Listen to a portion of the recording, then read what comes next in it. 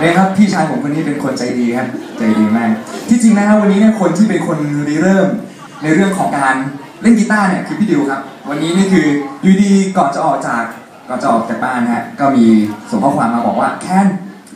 มีกีตาร์เปล่าเอากีตาร์ไปเล่นกันไหมผมก็บอกว่าเฮ้ยพี่แต่ผมไม่มีสายแจ็คนะพี่ดิวก็บอกเฮ้ยไม่เป็นไรนั่นจะเอาของพี่ผมก็นึกว่าพี่ดิวจะเอาสายแจ็คพี่ดิวมาครับพอมาถึงรถตู้ครับพี่ดิวไม่ได้เอาสายแจ็คมาแต่ว่าแบกกีตาร์อีกตัวมาผมก็งงพี่ดิวจะเล่นกับผมเหรอพี่ดิวบอกเอ้าไม่ใช่ก็แคนบอกกีตาร์แคนไม่มีสาย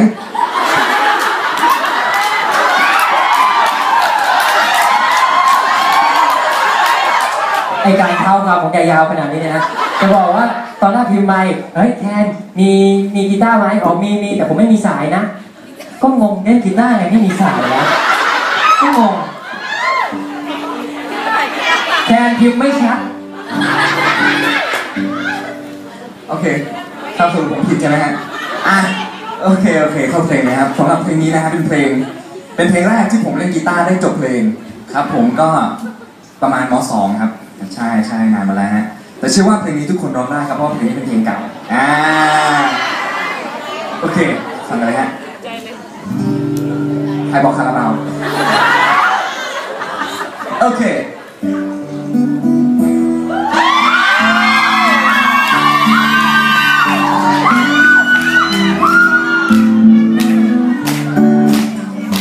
วันนี้ฝนตกไหลลงที่หน้าต่างเธอคิดถึงฉันบ้างไหมเนาะเธอเมื่อวันจันทร์ที่แล้วสองเราได้เจอเธอส่งยิ้มมานั่งอยู่คนเดียวเลี้ยวมองที่หน้าต่างหากมีเธอข้างๆก็คงจะสุขใจเธอคงไม่รู้ว่าฉันเองยังไม่มีใครเป็นเธอก็คงเข้าทีเธออาจจะมีใครคนนั้นที่แสนดีส่วนฉันคนนี้ก็คงจะเศร้าใจเธออาจจะมีแฟนแล้วก็เป็นได้แต่ยังสงสัยยังอยากจะรู้เมื่อกี้มองไปทางใครเนี่ยฮะวันแค่เพียงเธอมีใจให้สักหน่อยเฝ้าแต่รอคอยเพียงเธอบอกรักมาสุขใจยิ่งนักที่ฉันได้เพียงแค่มองตากับเธอ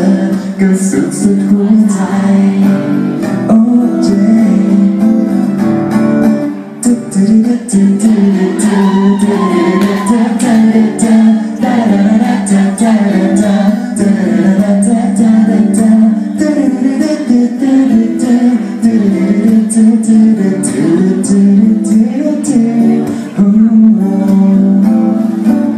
เธออาจจะมีใครคนนั้นที่แสนดีส่วนฉันคนนี้ก็คงจะเศร้าใจ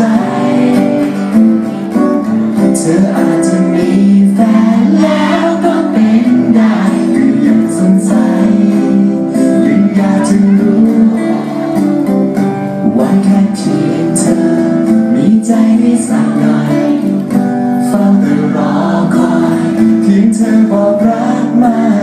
สุขใจยิ่งนักที่ฉันได้เพียงแค่มองตากับเธอก็สุดหัวใจโอ้เจก็สุดหัวใจโอ้เจใครทำได้บ้าง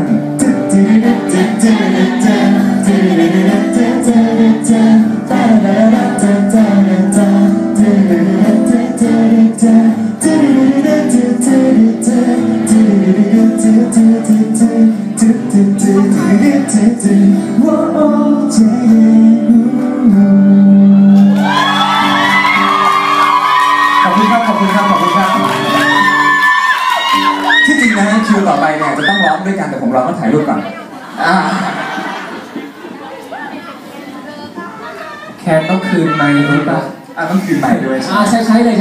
สลับกันแคนใช้เลยก็ได้มีน้องมาถามว่าหมดเลยเหรอก็หมดเลยมันอยู่ตรงนี้ดีแล้วไปไหนแล้วนะอยู่ตรงนี้ดีแล้วเพราะว่าอะไรครับพี่เหมาะ